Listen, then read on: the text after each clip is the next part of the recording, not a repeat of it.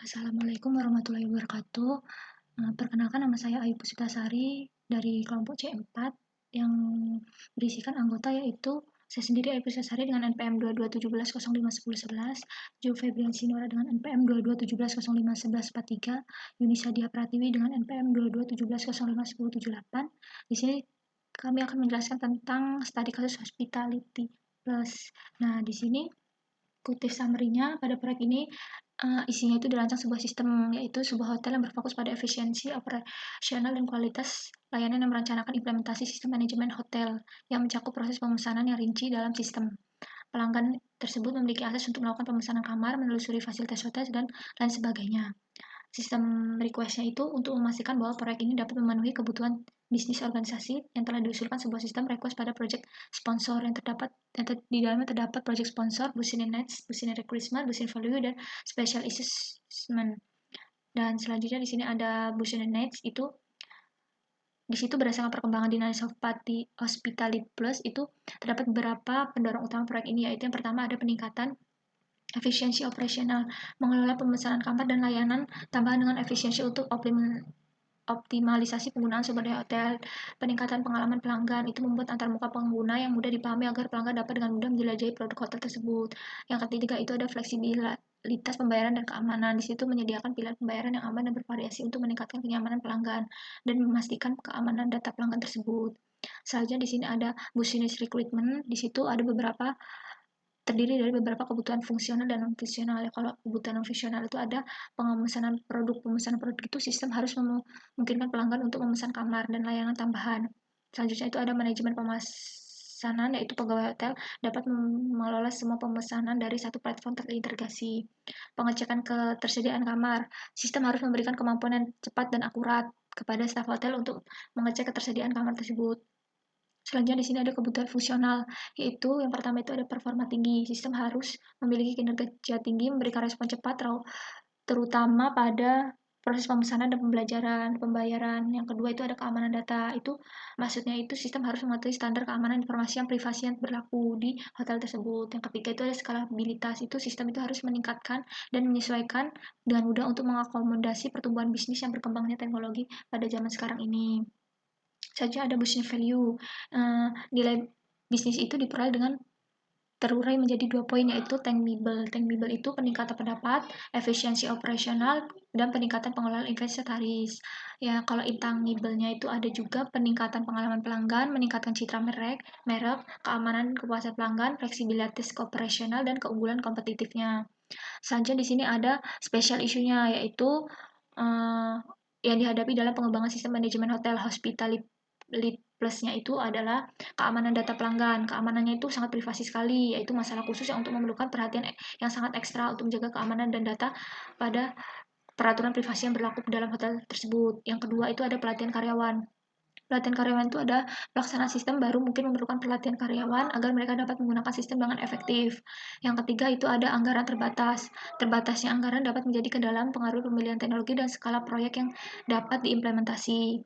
Di sini saya akan menjelaskan use case, class diagram, ER diagram, dan activity diagram. Yang pertama ini ada use case diagram as is.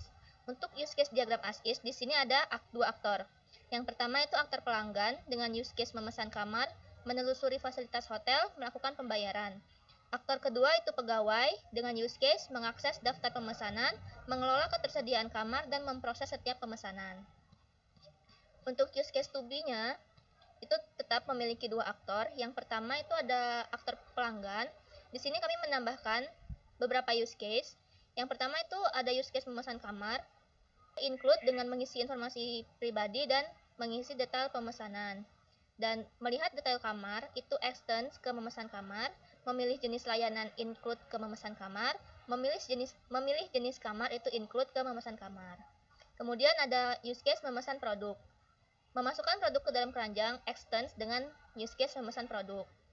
Kemudian ada use case menelusuri fasilitas hotel, ada use case melakukan pembayaran yang extends dari non-tunai dan tunai. Kemudian ada aktor pegawai. Use case pertama itu mengakses daftar pemesanan, use case kedua mengelola ketersediaan kamar, use case ketiga memproses setiap pemesanan. Memproses setiap pemesanan ini include pada 3 use case. Yang pertama itu mengecek ketersediaan kamar, mengonfirmasi pemesanan, dan merinci informasi tentang tamu. Berikut merupakan kelas diagram dari studi kasus Hospitality Plus. Yang pertama itu ada kelas pelanggan dengan atribut ID pelanggan, nama, email, dan nomor telepon, dan metode tampilkan produk, isi informasi, dan proses pembayaran. Kemudian ada kelas pemesanan dengan atribut ID pemesanan, ID pelanggan, ID kamar, ID layanan, tanggal check-in, tanggal check-out, dan total pembayaran. Dan metode konfirmasi pemesanan dan lihat rincian pemesanan. Kemudian ada kelas pembayaran dengan atribut ID pembayaran, metode pembayaran, jumlah pembayaran, dan status pembayaran. Kemudian ada kelas produk dengan atribut ID produk, nama produk, harga, dan metode tampilkan detail produk, cek ketersediaan kamar. Kemudian ada kelas pegawai dengan atribut ID pegawai, nama, jabatan, dan metode proses pemesanan. Kemudian ada ER diagram. Di sini pemesanan itu berelasi dengan pelanggan dengan relasi many to one. Jadi satu pelanggan bisa memesan banyak pemesanan dan banyak pemesanan itu hanya ada pada satu pelanggan. Kemudian pemesanan dengan pegawai relasinya juga many to one atau one to many. Dengan satu pegawai memiliki beberapa pemesanan, memproses beberapa pemesanan, dan beberapa pemesanan diproses oleh satu pegawai. Kemudian ada relasi antara pemesanan dan pembayaran itu juga many to one. Jadi banyaknya pemesanan itu hanya dilakukan pada satu pembayaran, dan satu pembayaran itu mencakup banyak pemesanan. Kemudian ada relasi antara pemesanan dan produk. Jadi relasinya itu one to many. Jadi satu pemesanan tuh bisa memiliki banyak produk, dan banyak produk tuh bisa ada dalam satu pemesanan. Dan ini optional. Dan yang terakhir ini ada activity diagram. Yang pertama itu ada activity diagram memesan kamar. Kita akan start oleh sistem. Sistem akan menampilkan menu utama. Kemudian pelanggan memilih opsi memesan kamar atau booking. Kemudian sistem akan menampilkan menu reservation. Kemudian sistem akan menampilkan daftar kamar yang tersedia. Kemudian pelanggan memilih kamar dan sistem menampilkan detail kamar yang dipilih. Kemudian pelanggan melihat detail kamar. Pelanggan mengisi informasi pribadi dan detail pemesanan. Kemudian database menyimpan data. Kemudian pelanggan melakukan pembayaran. Pegawai mengkonfirmasi pembayaran. Sistem mengirimkan notifikasi kepada pelanggan dan pelanggan menerima notifikasi. Berakhir di pelanggan. Kemudian ada pemesan produk. Di sini di start di sistem juga. Sistem akan menampilkan menu utama, kemudian pelanggan memilih opsi menu produk. Kemudian sistem menampilkan berbagai produk dan layanan. Kemudian pelanggan menjelajahi produk, memilih produk, dan memasukkan produk ke dalam keranjang. Kemudian database akan menyimpan data produk. Lalu sistem akan menampilkan produk yang ada dalam keranjang. Kemudian pelanggan melakukan pembayaran dan pegawai mengkonfirmasi pembayaran. Kemudian sistem mengirim notifikasi kepada pelanggan dan pelanggan menerima notifikasi berhasil membayar. Berakhir di pelanggan. Kemudian ada activity diagram dari telusuri fasilitas. Yang pertama itu dimulai dari sistem. Sistem menampilkan menu utama, kemudian pelanggan memilih opsi explore, kemudian sistem menampilkan daftar fasilitas, kemudian pelanggan melihat daftar fasilitas dan mengekspor fasilitas yang tersedia, berakhir di pelanggan. Kemudian ada diagram activity dari melakukan pembayaran. Ini dimulai dari sistem lagi. Sistem akan menampilkan detail pembayaran, kemudian pelanggan melakukan pembayaran. Jika tunai, maka dia akan langsung menyimpan data pembayaran. Database akan langsung menyimpan data pembayaran. Tetapi jika non tunai, maka pelanggan memilih jenis e-money dulu, barulah database akan menyimpan data pembayaran. Kemudian sistem memproses pembayaran, kemudian pegawai mengkonfirmasi pembayaran, dan sistem mengirimkan notifikasi pembayaran telah sukses, kemudian pelanggan menerima notifikasi. Kemudian ada mengakses daftar pemesanan. Di sini dari aktor pegawai, dimulai dari sistem menampilkan menu utama, kemudian pegawai memilih opsi daftar pemesanan, kemudian sistem menampilkan daftar pemesanan, pegawai memilih pemesanan yang ingin dilihat detailnya, sistem menampilkan detail pemesanan, dan terakhir, pegawai melihat detail pemesanan. Kemudian ada diagram activity mengelola kamar. Diawali oleh sistem yang menampilkan menu utama, kemudian pegawai memilih opsi rooms, kemudian sistem menampilkan informasi kamar, kemudian pegawai mengubah status dan informasi kamar, dan terakhir database menyimpan data yang udah diubah. Kemudian memproses diagram activity memproses pemesanan. Dimulai oleh sistem yang menampilkan menu utama, kemudian pegawai memilih opsi reservation, sistem menampilkan daftar dan detail pemesanan, kemudian pegawai memeriksa detail pemesanan dan memproses pemesanan, dan terakhir database menyimpan data pemesanan. Nah, selanjutnya kita akan masuk ke implementasi kelas diagram ke codingannya. Nah, untuk implementasinya di sini ada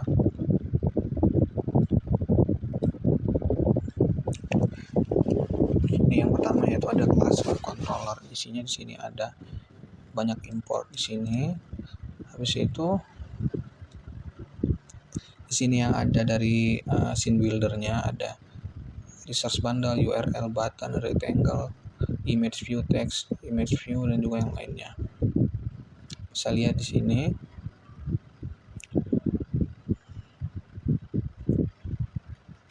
Selanjutnya ada root controller. Bisa lihat ada root staff controller.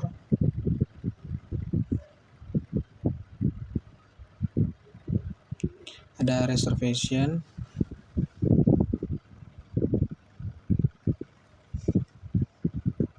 Ada setter getter di sini. Ada database helpernya, ada class mainnya, ada class buat untuk loginnya. Di sini ada semua. Nanti dia bakalan minta username dan password, itu kita isi dari database.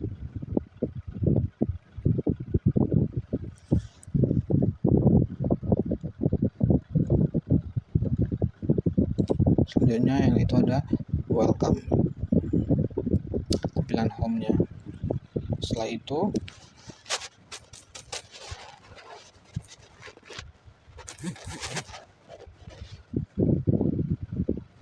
kita coba running biar saya akan menjelaskan untuk state, scene, root, node, dan node-nya.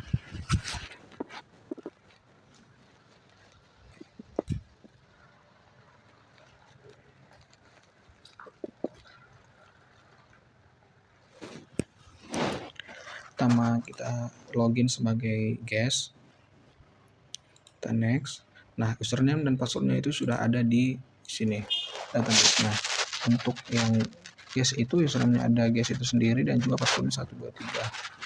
Kita masukin, kita login. Nah, di sini ada untuk dashboard dari Hospitality Plus. Di sini ada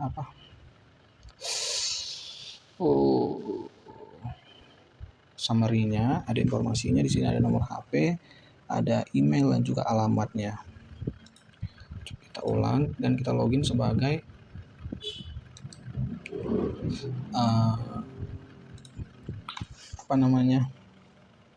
staff. Nah, kita bisa lihat di sini kalau staff itu dia username-nya staff dan juga passwordnya sama 123.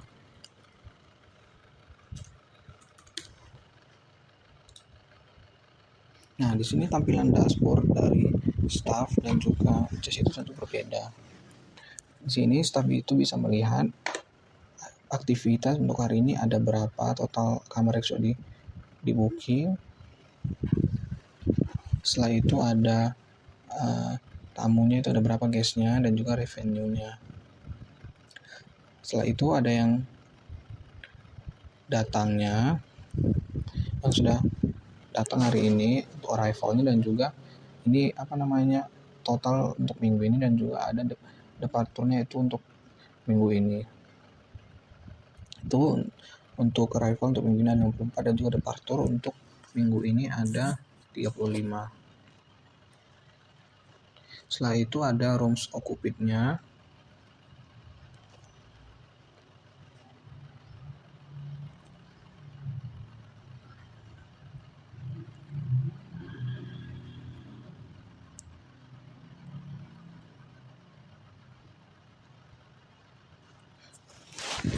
80% dari total kamar yang kami miliki. Itu maksudnya itu harus cukup adalah kamar yang sudah ditempati. Nah, di sini ada data-datanya.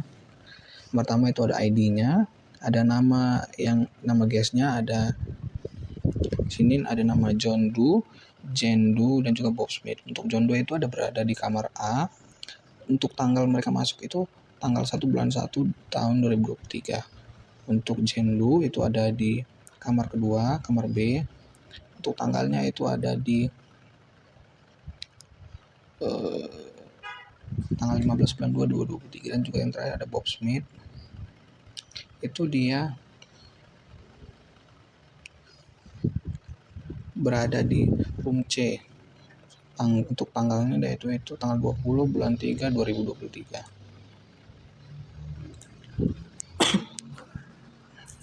Nah, mungkin untuk step scene roadnya dan loadnya gitu, sesuaiin desainnya. Nah, ini desain yang kami miliki.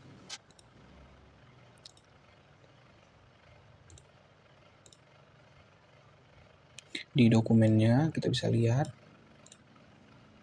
Coba kita ulang run.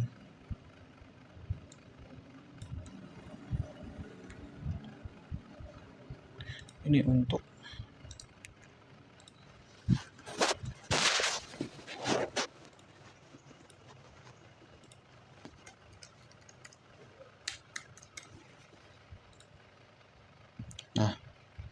kurang lebih sama ini seperti yang kami desain di Figma. Tuh.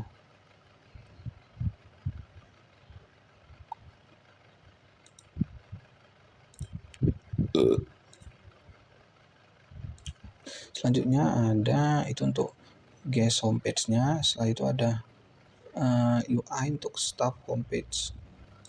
Kita keluar dulu.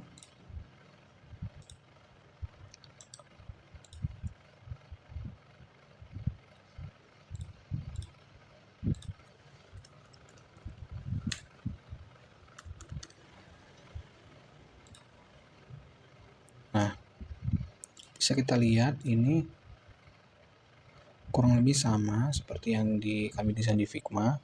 Ini ada semua di sini. Mungkin ini datanya kurang banyak, perbedaannya cuma di situ. Setelah itu ada user interface login. Nah, itu yang tadi.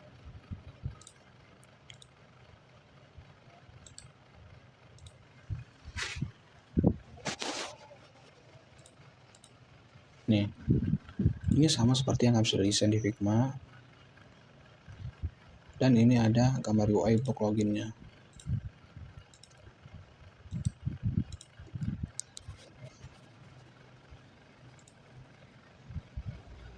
Ini.